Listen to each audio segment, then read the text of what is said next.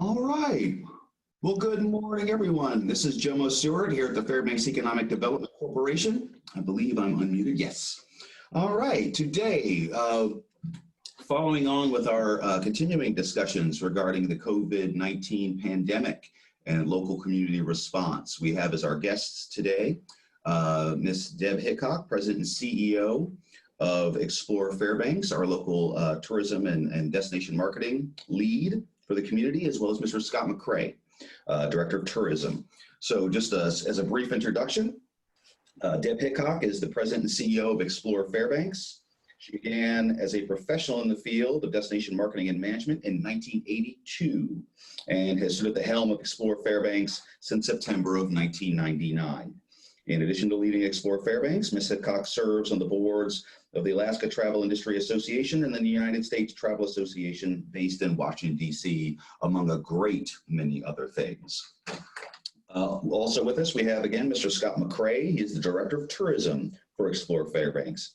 Mr. McCrea is a lifelong Alaskan and brings 20 years of experience in tourism, hospitality, and marketing and communications in Fairbanks to bear in service of the industry and our community. So without further ado, thank you very much for being here, Ms. Hickok and then Mr. McCrea. See if we can't get a handle on how things are going for our tourism industry this summer and the mitigation measures that you all are implementing to help make it as good as it can be. Please.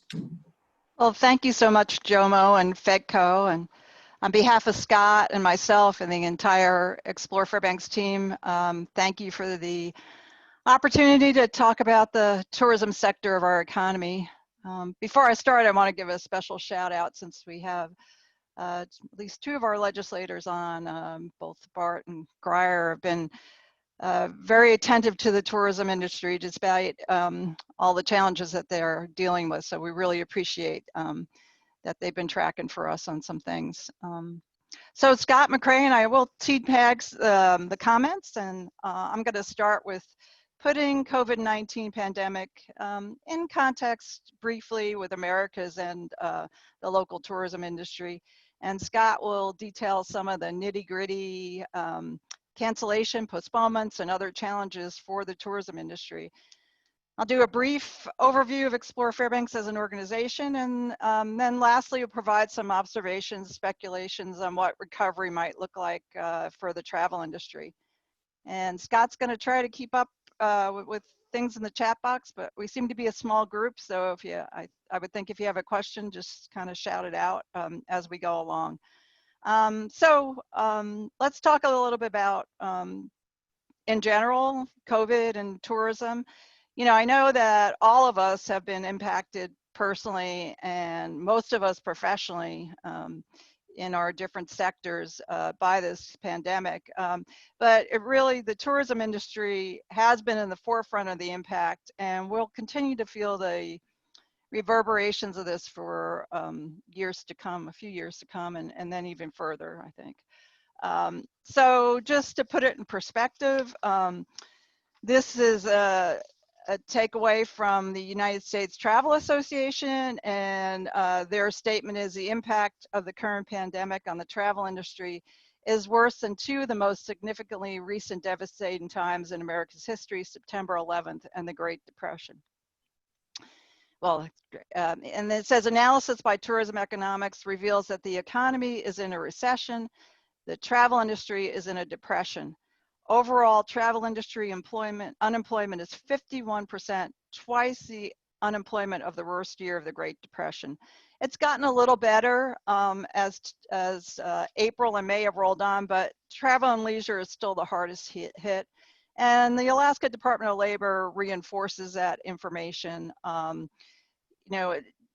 I think from the last trends report, every major industry in Alaska was down last May, but leisure and hospitality lost the most jobs, dropping almost 40% from May 2019 with a loss of over 15,000 jobs. So the scary fact, I think, for Alaska tourism is the full brunt of the summer season job loss is not even showing up yet in the data. So I just wanted to put it in context of where we came from in the industry. So why we're in a very devastating situation. Why it was even more shocking was because of the years of record growth that we've had. At Explore Fairbanks, we track a variety of indicators on an ongoing basis, on a monthly basis. The data lags a little bit behind, as you know, all record keeping usually does. But you know, we're going to use just some data points, mostly transportation modes, to illustrate the record-breaking years that we've had in the past few years. This slide shows 10 years of growth in arrivals and departures at Fairbanks International, particularly dramatic growth in the last 5 years. And why this does show resident travel in there, the majority of our users at the international airport are visitors. Similarly, this graph, though, is not as dramatic. This shows Alaska Railroad year-round arrivals and departures. And as you know, the railroad has added midweek trains in the winter, so those are also in these numbers. And then we keep track of the border crossings for the Alcan and Poker Creek, which are 2 thoroughfares. Poker Creek is really a small part of this number. And you can see a pattern of consistent growth, except for a dip in 2019. I'm not quite sure that dip. We've been contemplating that, but we're not quite sure of why that. But it's, in general, steady growth. And the last slide I'm going to show is hotel motel tax collection growth. So that's another indicator. We do, just as a reminder, I'm sure you all know, but we do have an 8% tax on lodging rooms for those that are less than 30 consecutive days. And then the variable in this number is room rates and occupancy. So those are the 2 factors that create this number. But you can see these figures are the Fairbanks North Star Borough, including the cities of Fairbanks and North Pole. And we've had 5 consecutive record-breaking years in the past few years, including 2016, where we broke the 5 million mark in collections for the first time. And then this is a look-see at that same data, hotel motel tax collections. And this is summer and winter. Winter's in the purple and summer's in the green. So I just wanted to see we've had steady growth in winter collections throughout this period. And I just wanted to note, while winter tourism only accounts for 38% or so of the lodging expenditures, winter tourism generates about 45% of all direct travel expenditures in the community. Our winter visitors tends to stay longer in the community and buys fairly high-end tours. So these next 2 slides are showing when pandemonium hit. So in mid-March, pandemonium had set in with a staggering downward spiral of cancellations, both winter and summer bookings. So, you know, in January and February, we were rocking and rolling in terms of hotel motel tax collections. We saw the highest tax collections ever in January and February. And I might mention the last quarter of 2019 was also very, very strong. So winter tourism businesses were rocking and rolling. And then boom, mid-March, the shock wave started to hit.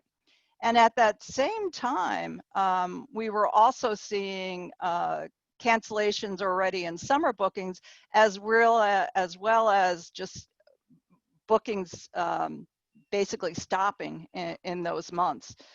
So it was a perfect tsunami at that point in time. For Explore Fairbanks, we closed the Morris Thompson Cultural and Visitor Center on March 22nd. And we tried to hang on to the very end, supporting winter businesses.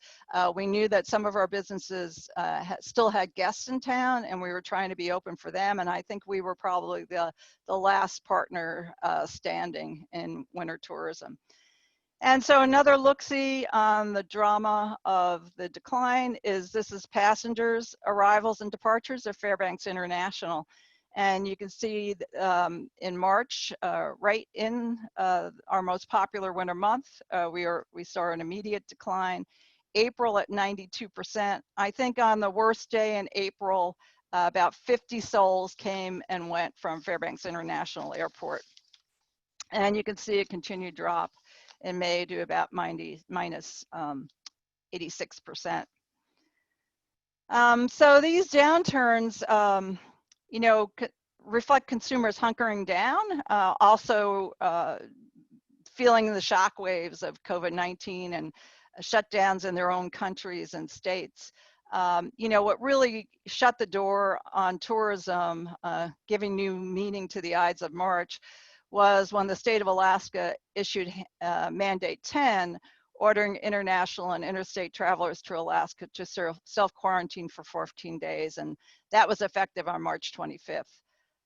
So now I'm going to turn it over to the capable hands of Scott, and he'll go into more details on those impactful cancellations and postponements as we know them. Actually, at this transition, if we may, Ms. Hickok, are there questions from anyone in the group before we proceed? If so, you can just take your stand. Yeah, this is Representative LeBon. If I could jump in real quick with a question to Deb. Please. I read recently where there's been a surge of RV sales, motorhomes, travel trailers in the lower 48, which tells me that Americans are going to vacation closer to home. What do you see as far as for Alaska, any future in a surge of overland travel in the state? And what is the Canadian government's position right now on border crossing for tourism into Alaska? Those are great questions, Bart. And yes, to the first question, all the data is showing in traveler sentiment that people are traveling, but they're staying closer to home. And so that is why the uptick on RVs. And we also see these during recessionary periods. In my lengthy career now in tourism, we see that closer to home when money is tight or when there's a dramatic situation. We've never had a dramatic situation like this. And yeah, Scott's going to go over the border crossing thing, but it's been extended to closed border to July 21st now, I believe. Yeah. But we think that will most probably be extended. We have been in conversation with Senator Sullivan's office that's tracking on this a bit. And the last I spoke to them, they're kind of in concurrence. Personally, I was trying to push that travel bubble because to me, the RVs are a perfect travel bubble. You know, usually a family unit traveling by itself. But I was recently on a call that Dr. Zink was on, and she kind of dissed that. So even we have seen in recent years fly drive, so people fly to the state and then they rent their RV and travel around the state. So we've seen a growing trend towards that, mostly because people that don't have the time to do the very long haul just do the driving in Alaska. And we'll see some in this, but she kind of dissed that was not a quarantine. You were still too much on the move.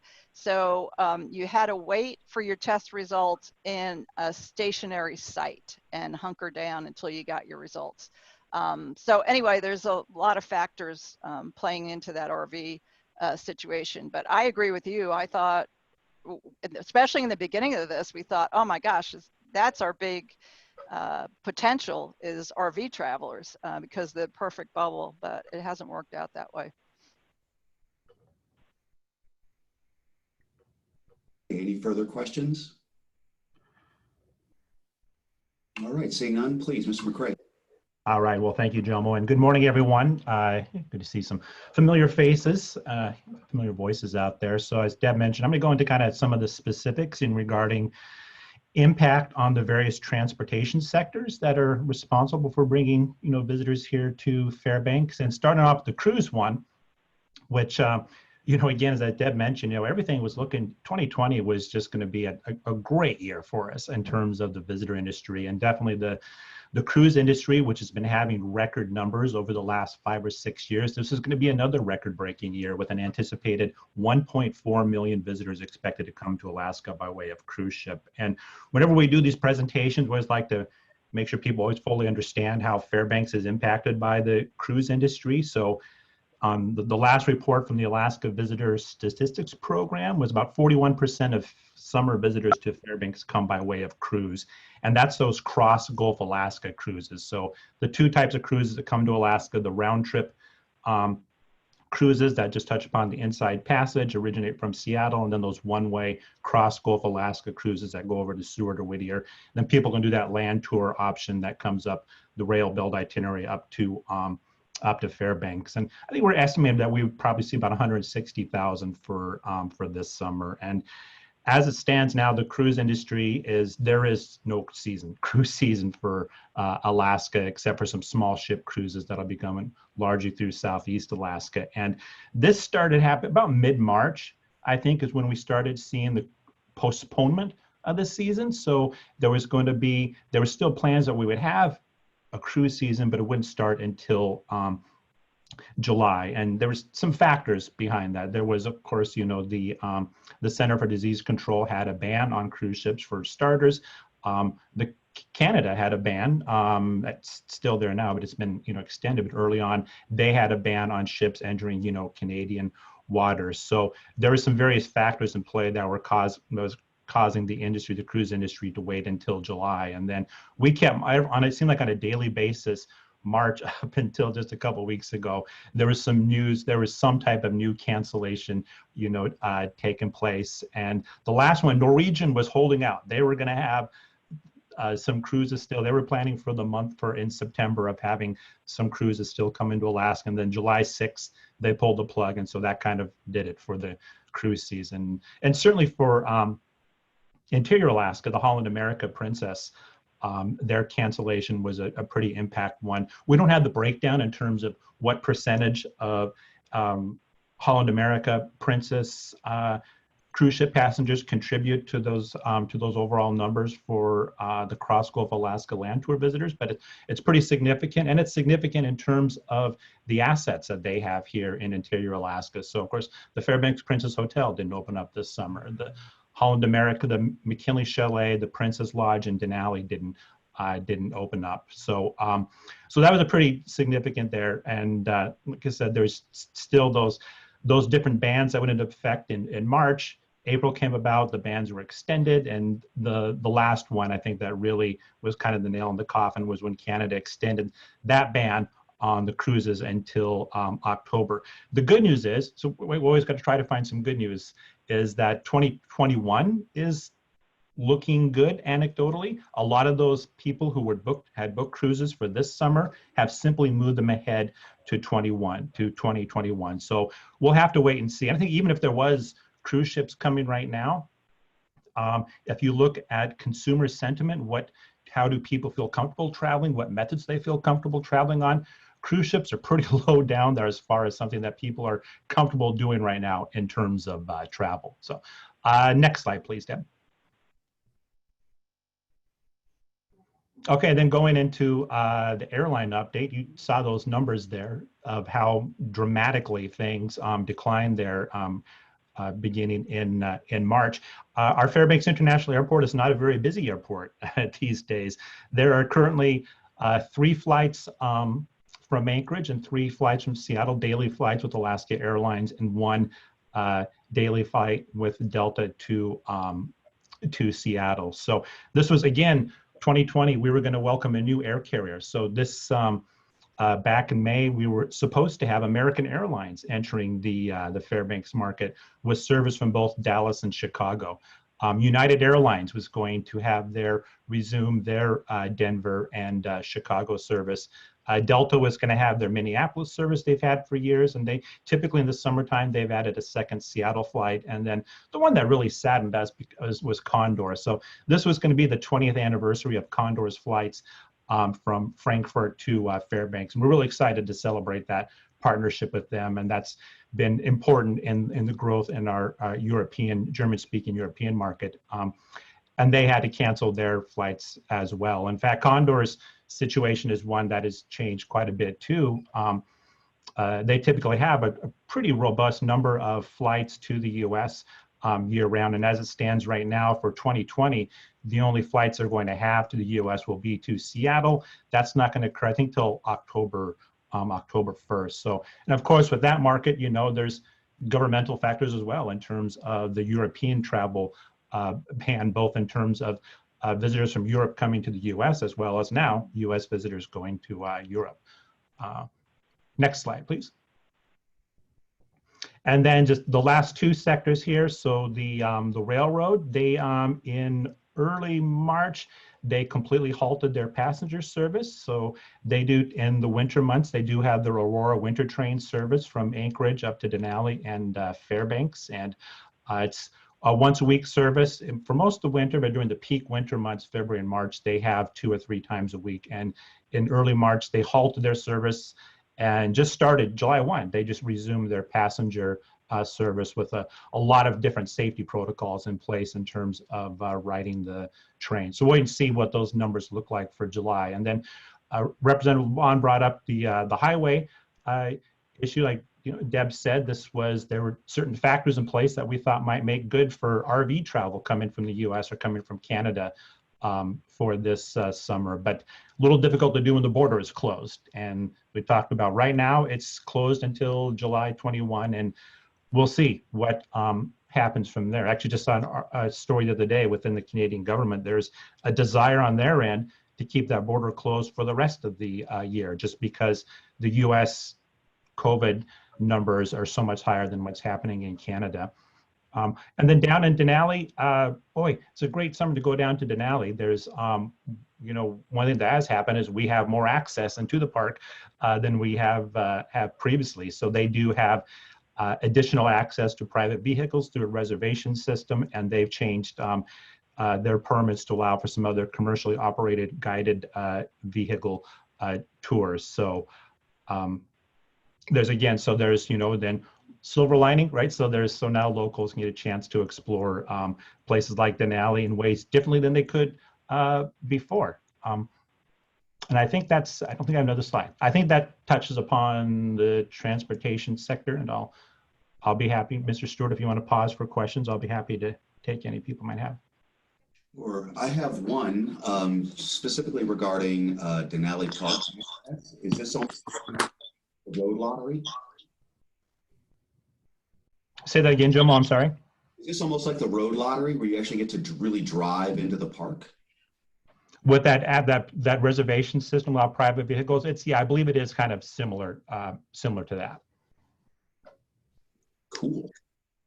Hey Scott, this is Scott and Deb. This is Lisa. I was curious, is there, based on the fact that Alaska has that 14-day quarantine and many states in the lower 48 do not, is there any indicators of Alaskans leaving Alaska to go spend money in other states that they are vacationing in, or is that something that you guys don't really track too much? Well, we're keeping in touch with the airport, and we get numbers on an ongoing basis. So all we have right now is anecdotal, and I don't know about you, but I know people that are going to the lower 48. They're not in large numbers, but there certainly is some traffic south. Scott, I'm sorry, were you going to say something? No, I was going to you said exactly what I was going to say. So I haven't heard anything beyond that. Yeah.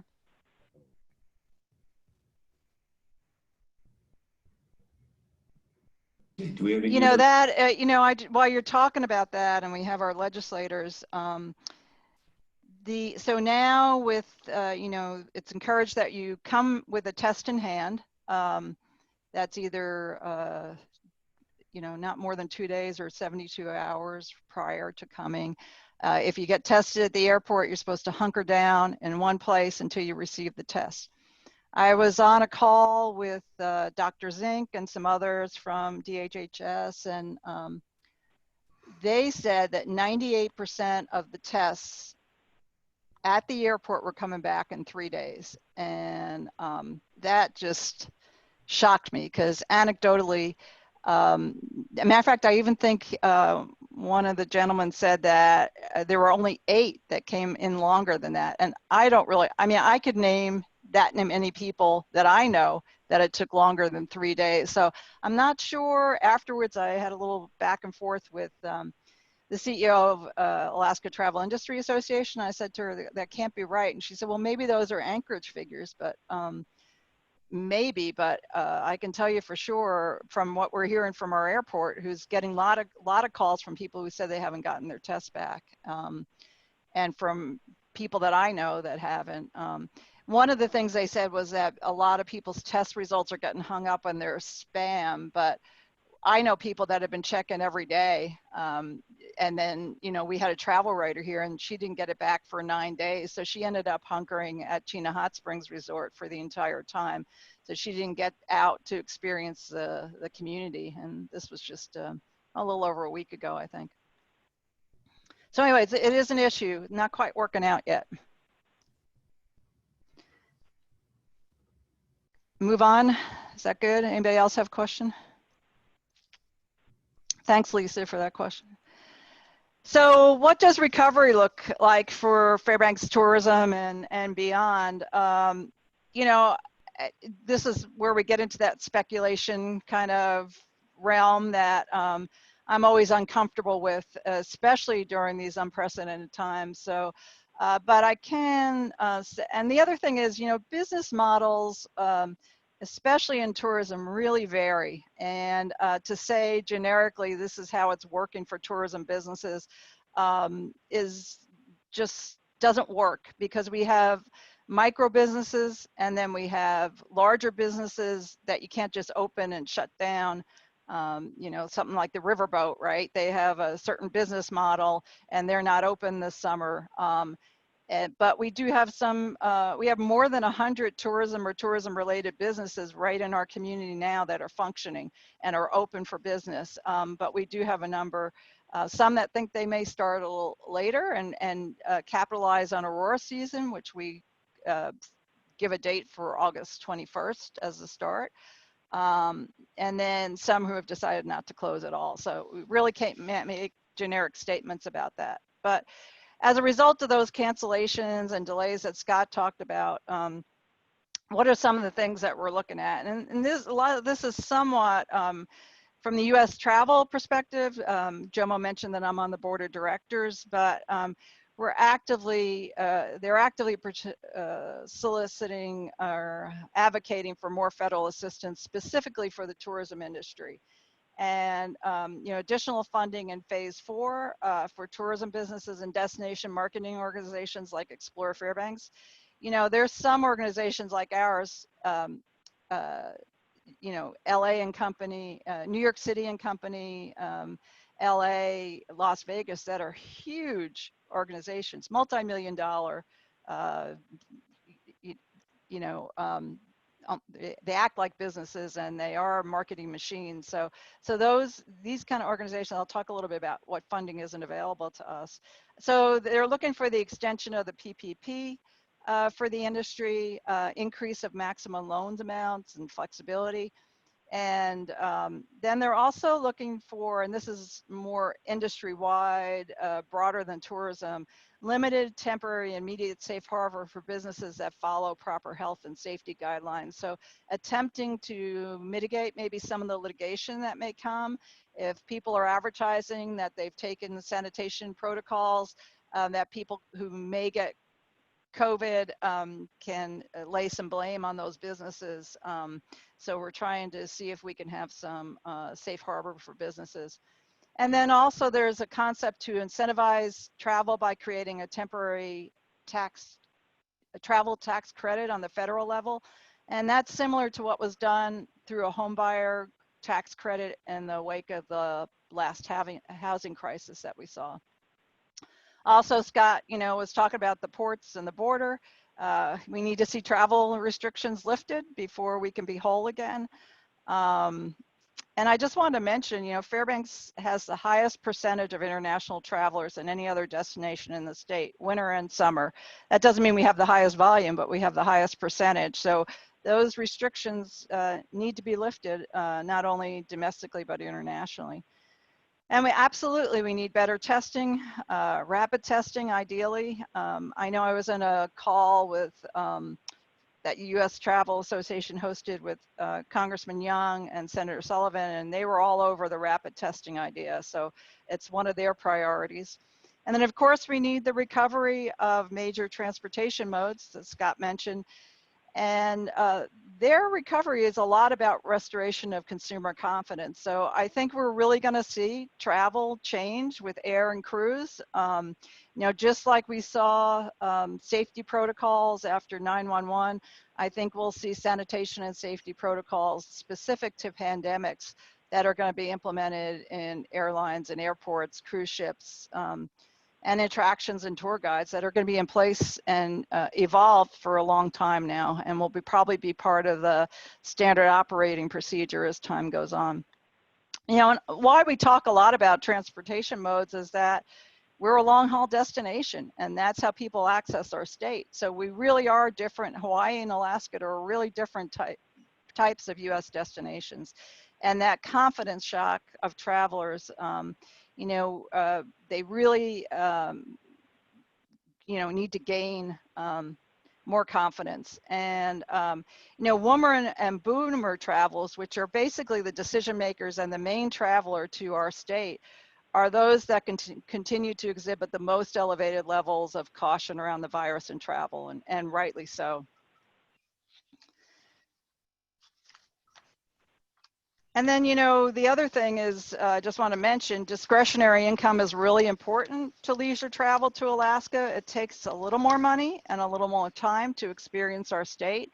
And that's why in a recession time, travel to Alaska suffers, and especially to Fairbanks. So we may see during a recession some of the round trip cruises, but we may not see as many cross Gulf and land tours because that requires more time and money for a visitor to spend. So how the recession works out is also a factor in our recovery. And as Bart mentioned, that short-term American traveler, you know, will be staying closer to home. So yeah, there's a lot of factors that need to be worked out before we can go back to rocking and rolling like we were. I'm sorry, it sounded like someone was going to ask a question. Yeah. Certainly I have one, pre-recovery. Again, right now we're in damage mitigation mode. Do you have any insights regarding the assistance, federal, state, local, and how well our travel industry is being able to access those funds that are currently available or not? Yeah, that's a good question, Jomo. And I think right now what we have is anecdotal. I've heard of a lot of tourism businesses that access the PPP, and some of them are now out of that money, so they've laid off their team. Some of them just got the money, so they are bringing team back. And then some, I've heard in a couple of instances, they really didn't use it to keep their employees. They're kind of using it as a short-term loan for cash flow. And with a 1% interest rate, if you have to pay that back, that's probably the best loan on the block right now. So yeah, the EIDL loans, I've heard of people getting the grant from the EIDL.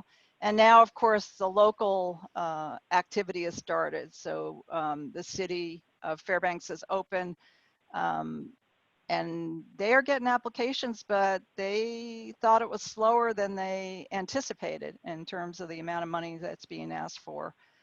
What happens is the narrower the parameters, the harder it is for tourism businesses to take advantage of that. And actually the PPP evolved a lot, trying to address seasonality of businesses. So for summer season businesses. Insights regarding the state offered, the Alaska Cares. Again, PPP was a loan with a portion that might become a grant. The EIDL is definitely a loan, but the state was going to be offering grants and was supposed to be trying to capture some folks who might have fallen through the cracks. Yeah, the DTCED and the ADA combination is one. And you know, there are some parameters around that, I believe, and one of our legislators could probably jump in. But for example, if you got the EIDL grant or some PPP, you may be disqualified from applying to that. So once again, the parameters can really be restrictive for some businesses.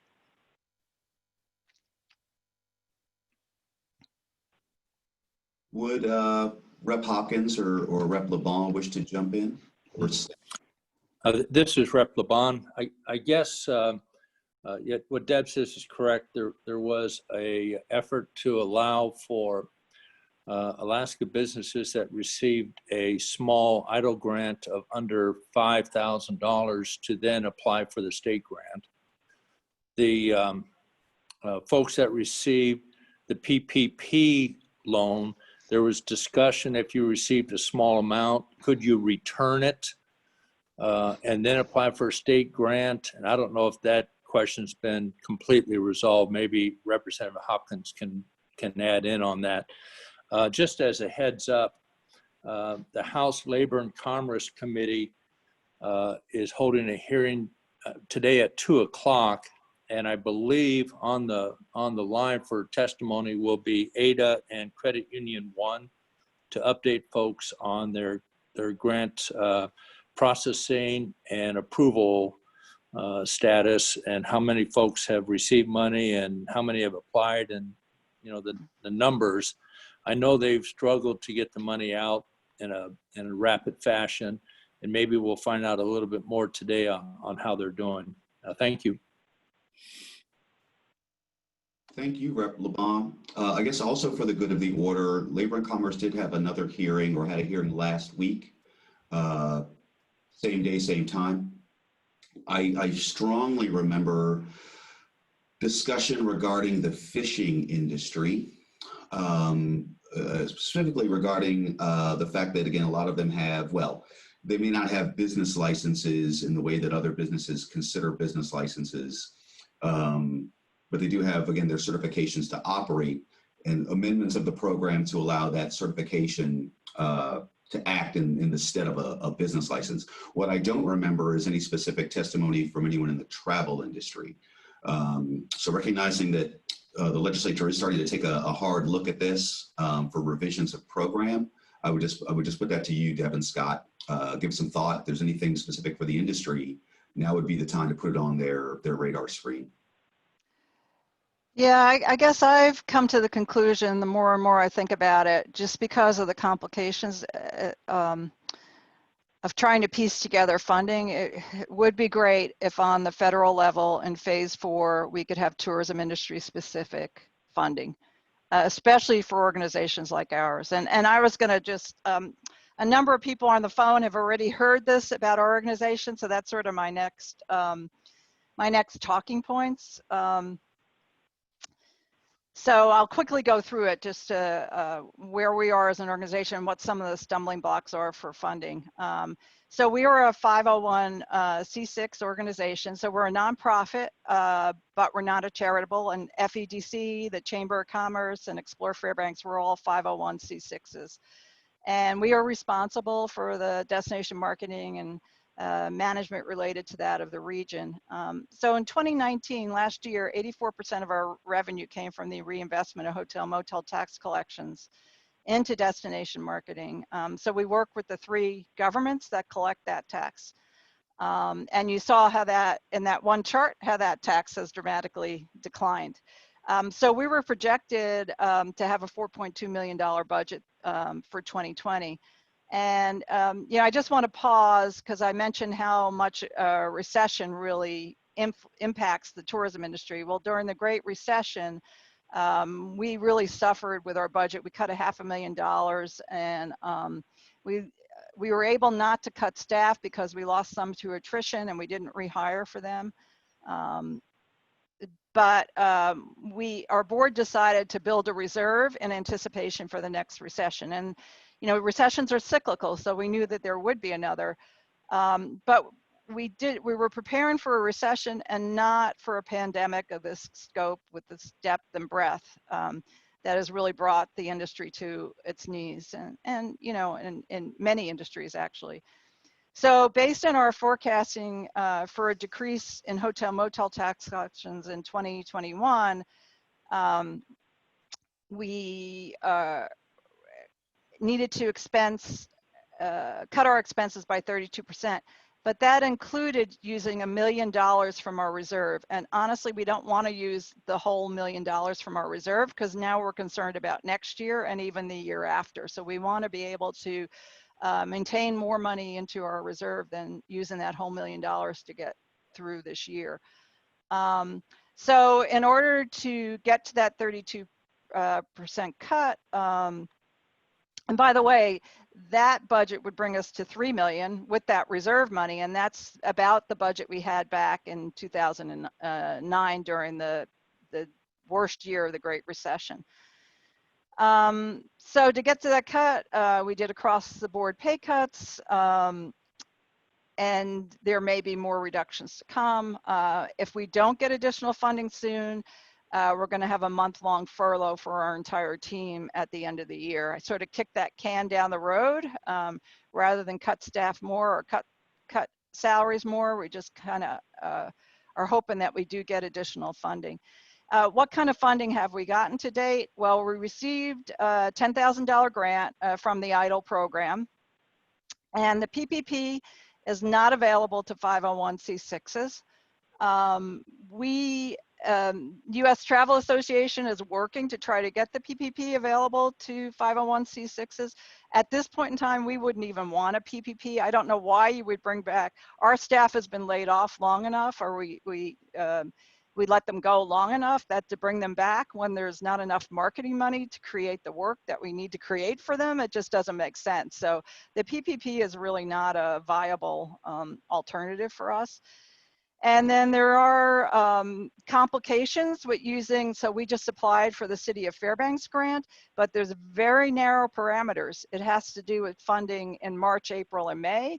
And honestly, we spent like we would normally spend up to mid-May, and then we actually cut our budget dramatically in the following 2 months. So we really didn't spend that much money, and there are parameters on what you could spend that money on. So, and then we couldn't double dip. If we're going to be asking for other kinds of grants, we can't double dip that, right? If we're asking for federal money from this pot, we can't duplicate those expenses for another federal pot. So it gets a little complicated as we're trying to puzzle together the different funding sources. So we have reopened our base at the Morris Thompson Cultural and Visitor Center on June 15th, and like any other business that interfaces with the public, we have new sanitation procedures. We also brought on one seasonal summer employee to staff the information kiosk at Pioneer Park. That said, we reduced hours at the Morris Thompson Center, so we're not opening in the evening like we typically do in the summer. And typically, I just want to say, normally this time of year, we have 1,000-person days in the summer. We're now getting about 50 or 60 people a day into the center. So you can, that's another little indicator of the drama that we're dealing with. So anyway, but the most important cut that we made, and the most dramatic, is we've made significant reductions in our marketing and sales efforts. And that is going to impact small businesses. You know, we did a survey last year of our business partners, and 83% had 26 employees or less, and 56% had 5 or fewer employees. So like I mentioned before, we not only have small businesses that we work with, but we have micro businesses, and a number of those are winter. You know, in the beginning of this, we were optimistic that by the time fall came and winter, we'd be in good shape, but it's not going to be different. It's not going to be different than now. So all that optimism we had for the fall, you know, we're not going to see any kind of dramatic uptick in the fall. So despite all that, we do have a recovery plan in place. And because of what we were talking about, travel closer to home, we are focusing on local and in-state travel, but as you know, that's not going to make up for our visitor numbers. I did want to pause, you know, what is America doing? As soon as we got rid of the shockwaves, whether they're hunkering down, well, they're intensifying and expanding their virtual and social media connections. And digital resources are where travelers are most receptive to travel messaging, reaching them, and social media powerhouses like Instagram and Facebook, as well as search engine marketing. And we can show this in our data. Like I said, we track data all the time. We decided to compare 2019 and 2020 for a lot of our data. And this you can see is a uptick in our Facebook shares, our social media. So we're continuing to communicate with travelers. So when the time is right, there's, all through this period, we're inspiring them about travel to Fairbanks, Alaska. And here's our Facebook likes. We're now around 280, 290,000, Fairbanks Facebook likes, and you can see a steady incline throughout this period of people on social media. We also, in April, to a national audience, we launched our 360 videos, and that has been really taken off. That's been featured on international websites, and then including the domestic websites of Travel and Leisure, Thrillist, Smithsonian Magazine, and Reader's Digest. So that 360, and I'm showing the dog mushing video. That is our absolutely most popular one in terms of 360 experience. And you could see these at explorefairbanks.com/360. So you can all play a role in tourism's recovery by maybe doing some things in Fairbanks that you haven't done. I think most of us have gone back to our favorite haunts, whether it's shopping or restaurants.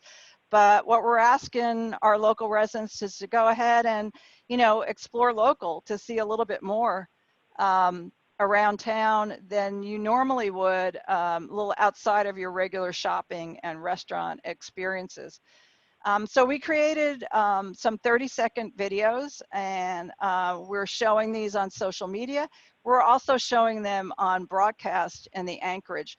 Some are geared towards a local audience, and some are geared a little more to an in-state market. So I'm just going to show you 2 clips, and here's the first one.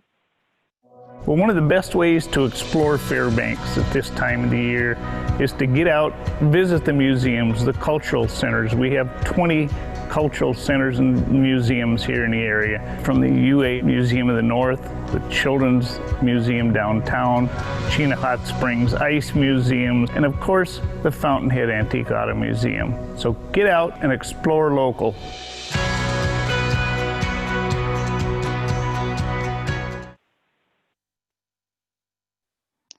And here's the second one. Fairbanks is known as the Golden Heart of Alaska, not only because of our friendly people, but because of our rich gold history. Telltale signs of our gold rush legacy include historic cabins, sluice boxes, gold dredges and tailings, mining camps, roadhouses, and more. Today, visitor attractions and fun-filled events celebrate the historic quest for gold. Visit Alaska's largest public display of gold, find that perfect gold nugget souvenir to take back home, or go for the pay dirt. Try your hand at gold panning and bring home some bragging rights. So find out why we're the Golden Heart of Alaska. Get out and explore Fairbanks.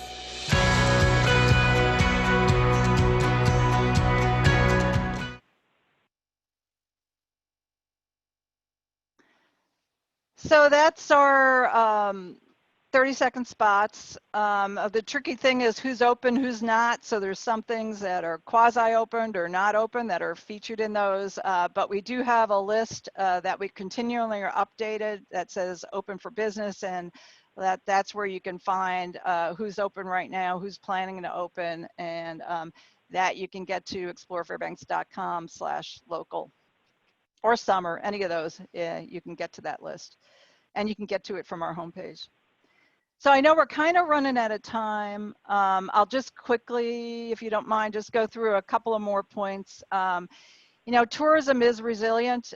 We've seen that over and over again. This is a quote from a well-respected research firm in our industry, and talks about how the pattern of an economic trough and then the resiliency of the industry. But this is a really different one. This is going to take a while to rebound, unlike that we've ever seen before in our lifetimes anyway.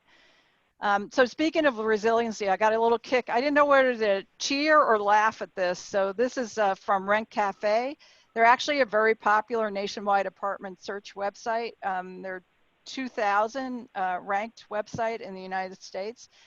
More importantly, they circulated a press release on this, and that's how it came to our attention. Some of the travel media that we work with brought this release to our attention.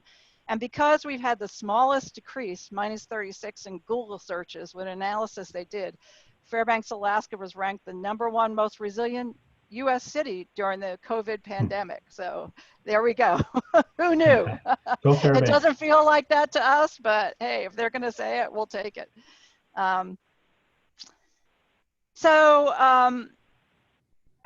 Just to conclude, we do get a plethora of tourism data research. There's one that we track really closely. It's Destination Analyst that looks at the American traveler and relationship to destinations. And what we've seen, we were starting to see some optimism that people would travel, but now with the surgence of new cases in the lower 48, we're seeing a dramatic correlation down with that in terms of sentiment wanting to travel, even locally, so in the lower 48. So, this is a roller coaster for the industry in terms of travel sentiment and how the incidences of COVID are impacting that.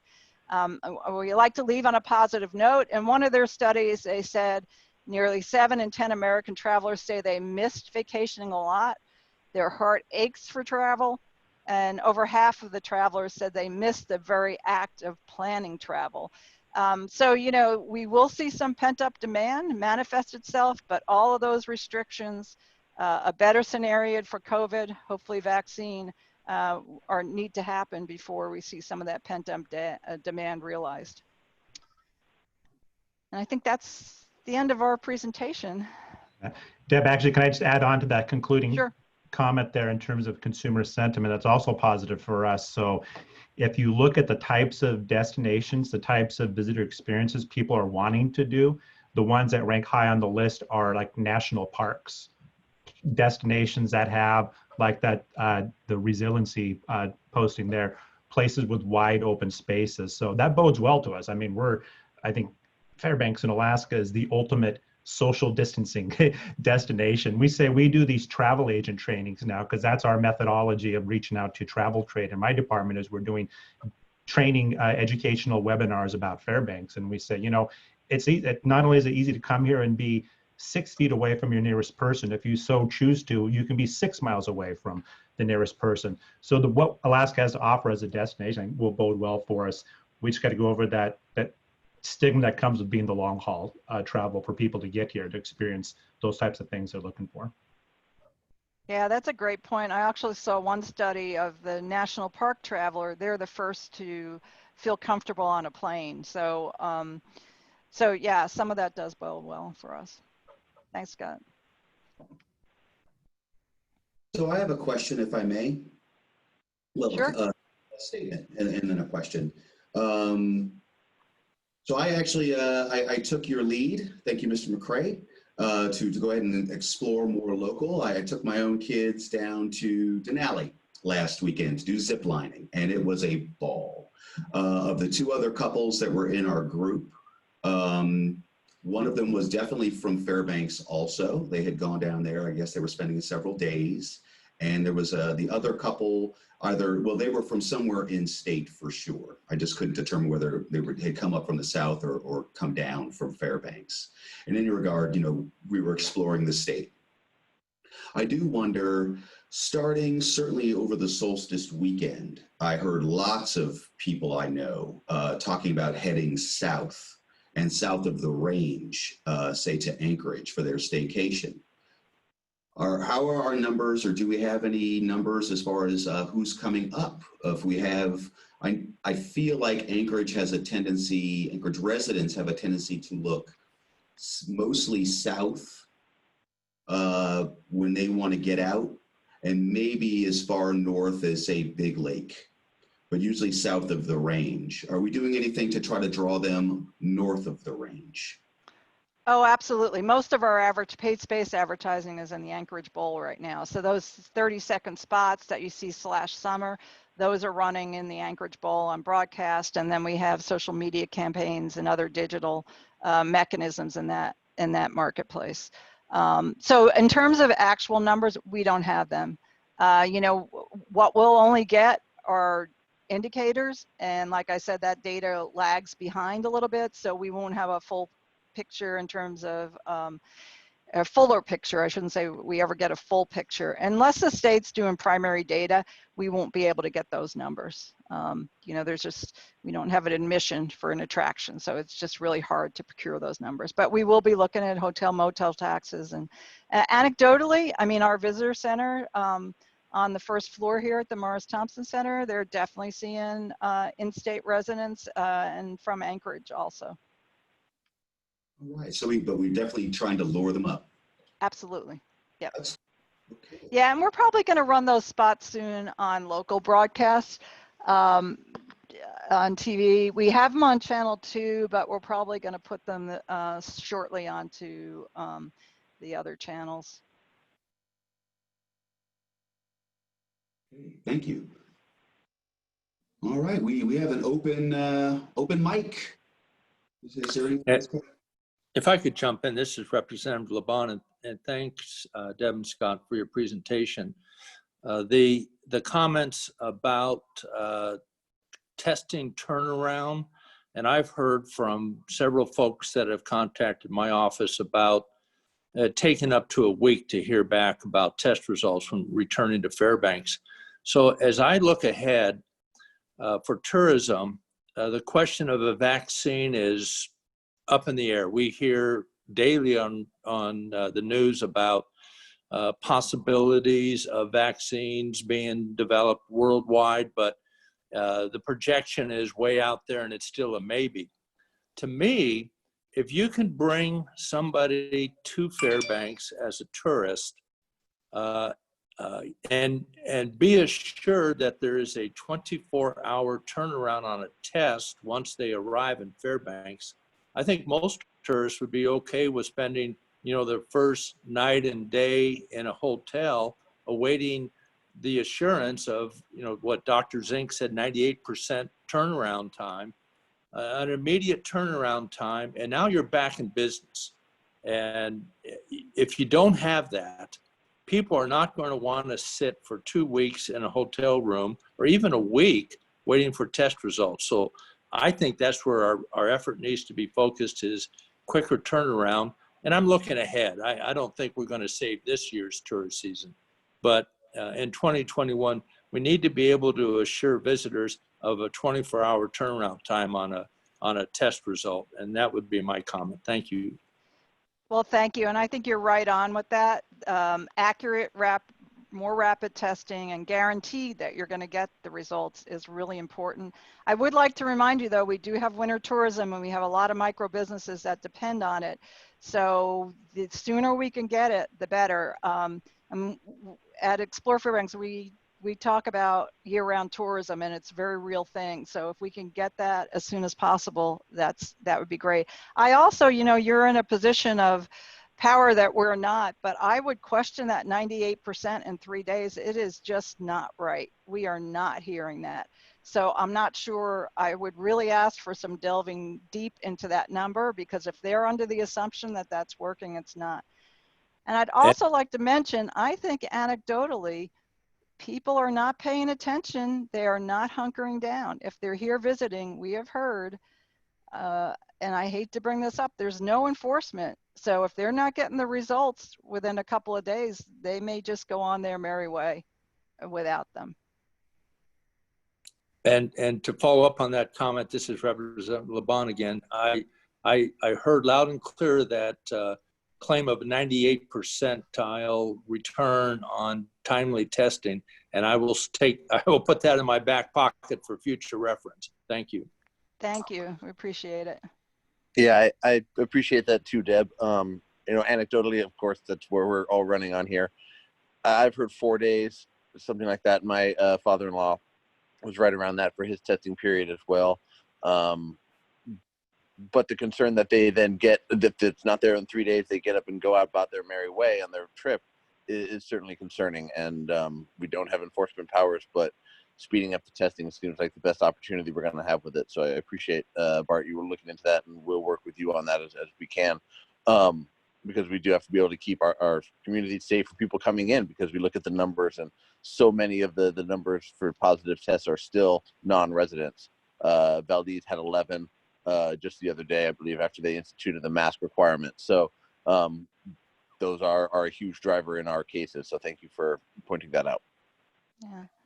I have to say, when I see the numbers, the visitor part of those numbers for non-resident are very small. It's mostly the seasonal workers that those tests are coming back positive. But yeah, I appreciate your concern, and we share the same concern. We want our residents to be safe, and we want our visitors to be safe. So, you know, we don't want them wandering around without their test results either.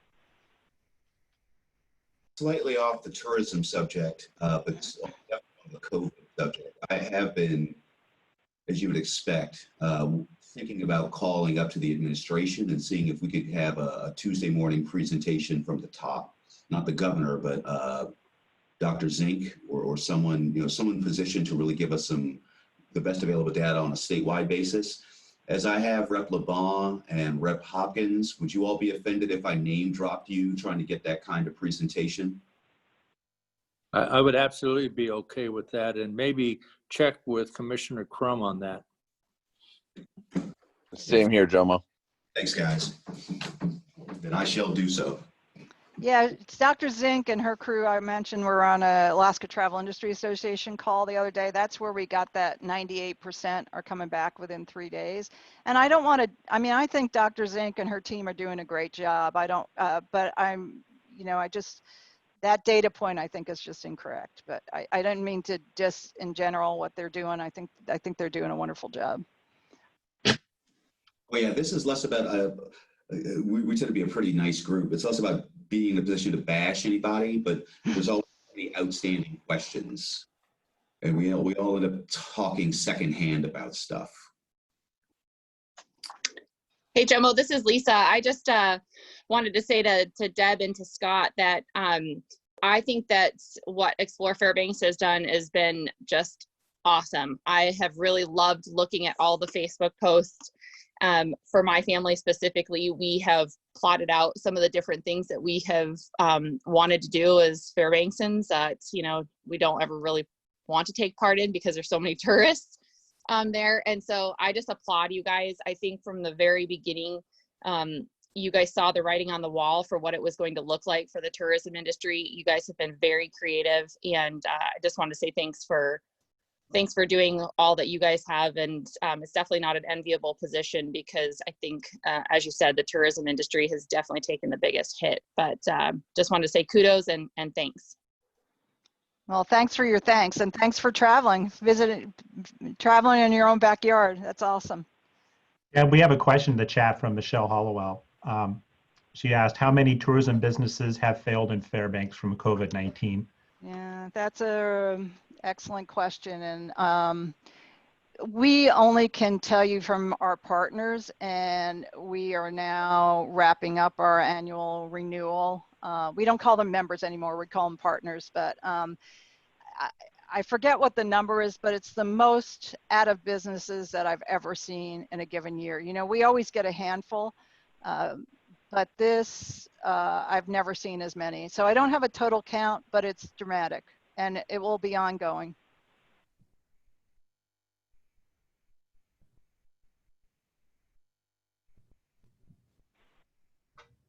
All right. Well, it looks like we are at just past the top of the hour. Do we have any final questions? Well, we have this a remarkable resource with us. Okay, seeing none. Yes, I'd like to second what Lisa said. You all are doing just a bang up job. It is very, very much appreciated. We know these are unprecedented times with unprecedented challenges, and you all are rising to meet them. So thank you so very much. If we may, maybe get on your schedule for maybe 3 months from now, 2-3 months from now, and maybe circle back around for an end of summer season and opening of winter tourism season update. That'd be great. Okay, beyond that, everybody, thank you so much for joining us, as always, every Tuesday morning, most every Tuesday morning. Just as a heads up, we're going to do a little bit of a deep dive into the administration starting next week. Not really a deep dive, but I have ADA lined up, and then we're going to be followed by AEA, so we can get a little understanding about our investment engines. And then beyond that, we're going to step onto the global scene, and we'll have Dr. Schwega coming top of August. So again, know that we will have a meeting next week. I believe it's either ADA or AEA, followed by ADA or AEA. And I will start seeing what we can do as far as the health field. With that, everyone, thank you very much. Everyone have a great week, and we will see you next Tuesday. And again, thanks a million, Deb. Thanks a million, Scott. All right. Okay, bye, everybody.